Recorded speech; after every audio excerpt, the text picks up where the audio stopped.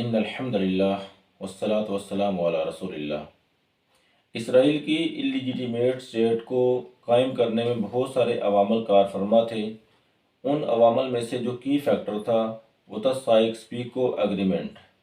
Sykes pico agreement کا دوسرا نام ایشیا مائنر ایگریمنٹ ہے۔ یہ ایگریمنٹ 3 کنٹریز کے درمیان ہوا۔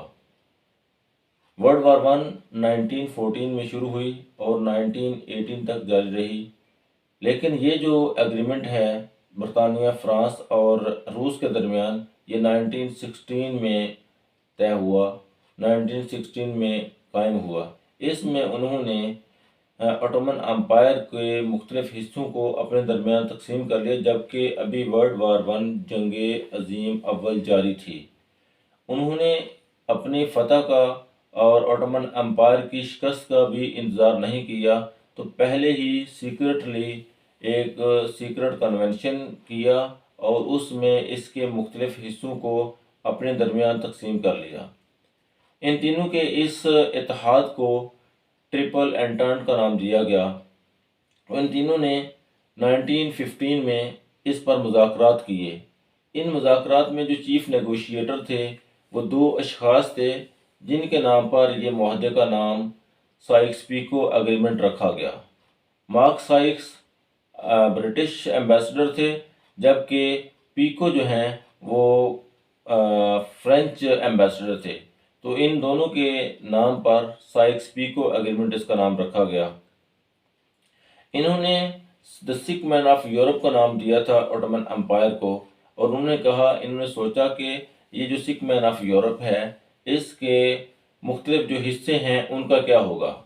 یہ بات یاد رہے کہ دا سک مین آف یورپ جو ہے، اس کا یہ نام آٹومن امپائر کو دینے کے بعد یہ نام 2 دفعہ برطانیہ کے لیے استعمال ہوا۔ ایک دفعہ تب ہوا جب یہ اپنی سپر پاور سے گھرا، اور پھر دوسری دفعہ دا سک مین آف یورپ کا نام حال ہی میں بریکسٹ کے دنوں میں استعمال ہوا، جب یہ مختلف سرکمسٹانسز کا شکار تھا۔ تو انہوں نے اپنے دلچسپیوں کا، اپنے مفادات کو سامنے رکھتے ہوئے اس کے جو مختلف حصے ہیں ان کو اپنے ایڈمنسٹریشن میں لینے کا ارادہ کر لیا اور ایک دوسرے سے وعدہ کر لیا۔ جب اس کو دیکھا گیا تو ترکی جو ہے، انہوں نے ترکی روس کے ایڈمنسٹریشن میں دیا کہ ترکی اور اس کے گردنواح کے علاقے جو ہیں استنبول، اور ترکی اس کے گردنواح کے علاقے روس کے حوالے ہوں گے، جبکہ لبنان اور شام فرانس کے قبضے میں ہوگا، اور عراق اور اس کے علاوہ دوسرے جو حصے ہیں فلسطین وغیرہ، یہ برطانیہ کے زیر انتظام جائیں گے۔ جب دوسرے ممالک نے، اٹلی نے اس معاہدے کو دیکھا تو اٹلی کے دل میں بھی کچھ ایمبیشنز پیدا ہوئیں، اور اٹلی کو اس کے متعلق تب آگاہ کیا گیا جب اٹلی نے جرمنی پر اٹیک کر دیا۔ جب اٹلی نے جرمنی پر اٹیک کیا تو پھر اٹلی کو بھی اس میں سے حصہ دینے کا وعدہ کیا گیا، جو کہ اناٹولیا کا علاقہ تھا، کہ اناٹولیا کا جو علاقہ ہے وہ اٹلی کے زیر انتظام جائے گا۔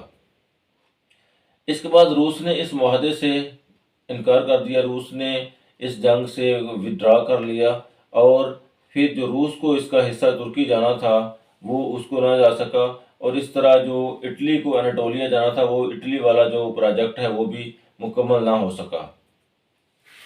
عربوں کو اس معاہدے کا اس وقت پتہ چلا کہ جب 1917 میں رشیا نے اپنے بہت سارے دوسرے جو سیکرٹ ٹریٹیز تھیں ان کو بھی پبلش کیا، اور ساتھ ساتھ انہوں نے سائکس پیکو ایگریمنٹ جو ہے اس کو بھی پبلش کر دیا۔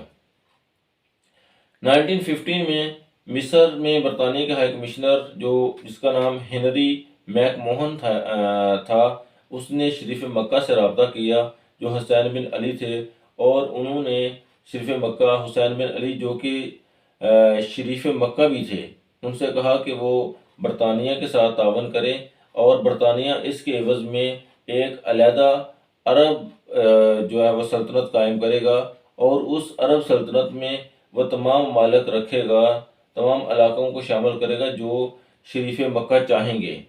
اس طرح شریف مکہ جو ہے حسین بن علی، انہوں نے ان کی باتوں میں آ کر انہوں نے بھی سلطنت عثمانیہ کی مخالفت کر دی، اور بعد میں جب انہوں نے یہ چاہا تو برطانیہ نے اپنے سائکس پیکو ایگریمنٹ کے پیش نظر اس کی وہ عرب ریاست قائم نہیں کی۔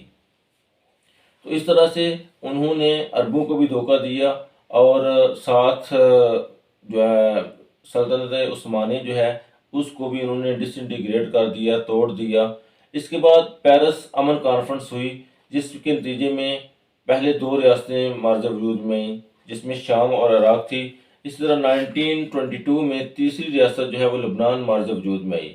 اور اس کے بعد جو ایک سب سے اہم چیز تھی، ایک سب سے اہم جو ان کا کارنامہ تھا، جس کی بیس پر شاید جس کے لیے یہ سارا کچھ کر رہے تھے، وہ یہ تھا کہ انہوں نے یہ ایک سجیشن دی کہ یہودی جو ہیں ان کے لیے ایک قومی گھر قائم کیا جائے گا، جو بعد میں اسرائیل کی ریاست بنا۔ اور جب اسرائیل کی ریاست بنا تو اس کے بعد ایک ڈکلیریشن ہوا، ایک اعلان ہوا، جس کو بیلفور ڈکلیریشن کہتے ہیں۔ بیلفور ڈکلیریشن میں جو بیلفور تھا اس نے یہ ڈکلیئر کیا کہ ہم ایک نئی ریاست قائم کرنے جا رہے ہیں۔